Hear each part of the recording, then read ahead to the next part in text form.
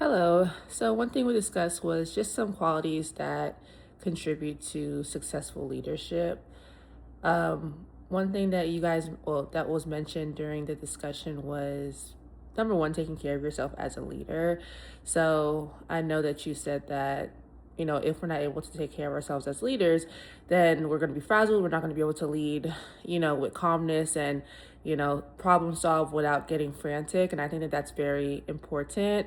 I like to reflect on some of the things that I do to make sure that I'm in my right mind and I'm, healthy, like physically, mentally, emotionally, so that I am leading those with integrity. But then also recognizing when your routine is off and you are kind of letting your own personal emotions or physical state impact your leadership, right? So like for me, sleep is very important. I pride myself on getting 8 hours of sleep every single night. Despite how much I work, go to school, do all these extracurriculars, I always get a full night's rest. And, those one offs where I don't get that rest, I can see myself not being in my best mindset and I'm not making the best decisions or I'm not responding to people the way that I typically would if I was rested. So being able to pick up on those indicators quickly and then jumping in to resolve or address them so that it's not hindering your ability to lead others. The other thing you mentioned was the ability to delegate. I love delegating. I consider myself a delegative leader. But it wasn't always that way just because I like things done a certain way. And I know that if I do it, I'm going to do it the way that I like it and I'm going to like it a little bit better. But one thing about leadership is learning that everyone isn't going to do everything exactly like you, which is okay. The question is the job getting done and is it getting done correctly? Even if it may look different than you, even if the processes may look a little bit different, timeline may look a little bit different as appropriate. So even right now, I have two operations managers that I lead across both of the centers that I lead, and I'm constantly delegating small tasks to them just so that I'm not getting burnt out trying to address everything on my own. I know we talked about the field in general. Yes, I know we often think about behavior analysis specifically with the autism community, but I think our field is trying to expand beyond that, and OBM is a great method for that.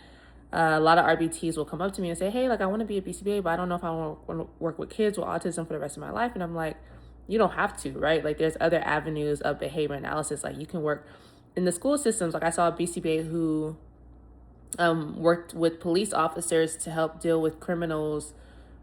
Criminals who had like autism or special needs and how to implement behavioral analytic techniques in that setting, right? When they're doing arrest or traffic stops or whatever the case is. Obviously, we know organizational behavior management. So there's a lot of ways to use these credentials, and right, it's human management. It's not management. It's human behavior analysis, not just for autism. So learning how to expand that across the field. And thanks for shouting out my dissertation topic again. But yeah, even with that topic, my classmate asked the question of, is there any literature that teaches us how to give not disciplinary feedback, but difficult feedback to those that lead us, right? So our managers and our directors.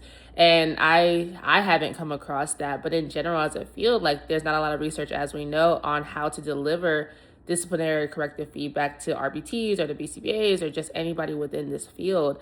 But when it comes to delivering difficult feedback to our bosses, our leaders, that is a hard thing to do. I think I did that one time with my previous boss, and it wasn't easy, but I'm also a very confrontational person as well. So, and I'm very careful with my words. So I have an ability to deliver harsh, quote unquote, harsh feedback, but in like a very sensitive way. Still not always taking, the best, but with that being said, I think as a field, we can definitely do better on recognizing the importance of difficult conversations and how to train either RBTs, PCBAs, clinical directors, operations managers, anybody who's pertinent to the field on how to have these difficult conversations to contribute to the growth and integrity of the field.